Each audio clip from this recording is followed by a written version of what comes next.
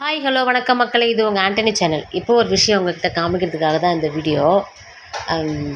எல்லாரும் படிப்பாங்க, படித்து கேள்விப்பட்டிருக்கீங்களே. குழந்தைங்க எல்லாருமே வீட்டுக்கு வந்தால் ஈவினிங்கில் உட்காந்து படிப்பாங்க, டியூஷன் போய் படிப்பாங்க. ஆனால் எங்கள் வீட்டில் ஒரே ஒரு வாண்டு இருந்துக்கிட்டு அது பண்ணுற சேட்டையை பாருங்கள். இங்கே பாருங்கள், படிக்கிற பேர் வழின்னு ஸ்நாக்ஸை சாப்பிட்டு அப்படியே போட்டாச்சு. இங்கே பாருங்கள், ஃபுல்லாக வீடு ஃபுல்லாக புக்கு தெரியுதுங்களா.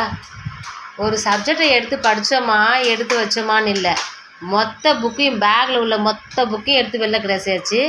அங்கே பாருங்கள், பழத்தை சாப்பிட்டு குப்பையை போட்டாச்சு. அந்த பக்கம் பேப்பர் போய் கிடக்குது, வேர்க்கலையை சாப்பிட்டு அப்படியே போட்டாச்சு. அது மட்டும் இல்லை, இங்கே கட்டில் மேலேயும் எக்ஸாம் ரைட்டிங் பேடு பார்த்தீங்களா. இந்த மாதிரி படிக்கிற பசங்களை எங்கன்னா நீங்கள் பார்த்துருக்கீங்களா? இந்த படித்து கிழிப்பாங்கன்னு கேள்விப்பட்டிருக்கீங்களா? அது இதுதான் போலங்க. படித்து கிழித்து டயர்டாகி அவங்க விளையாட போயிட்டாங்க. ஆனால் அவங்க படித்த புக்ஸு மட்டும் அவங்களுக்காக அங்கேயே வெயிட் பண்ணிகிட்ருக்கு. உங்கள் வீட்லேயும் இந்த மாதிரி பசங்க சேட்டை பண்ணுறாங்களா, இல்லை பொறுப்பாக இருக்காங்களான்னு எனக்கு கமெண்ட் செக்ஷனில் சொல்லுங்கள், இந்த வீடியோ பார்க்குறவங்க. அதுக்கு முன்னாடி ஒரு முக்கியமான விஷயத்தை உங்களோட ஷேர் பண்ணிக்க ஆசைப்பட்றேன். என்னோடய சேனலுக்கு சப்ஸ்கிரைப் பண்ணி தொடர்ந்து சப்போர்ட் பண்ணுறேன் என்னோடய நண்பர்கள், தம்பிமார்கள். அதாவது யார் யாருன்னு பார்த்தீங்கன்னா, சந்தோஷ், கிஷோர், மிதுன், எல்லாருக்கும் வந்து ரொம்ப ரொம்ப ரொம்ப நன்றி. தொடர்ந்து சப்போர்ட் பண்ணுங்கள்.